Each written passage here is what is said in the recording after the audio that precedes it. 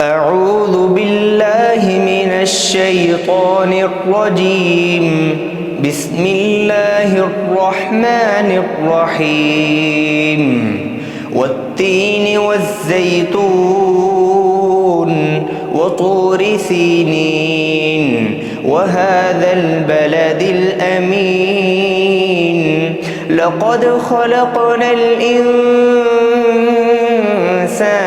في أحسن تقويم ثم رددناه أسفل سافلين إلا الذين آمنوا وعملوا الصالحات فلهم أجر غير ممنون.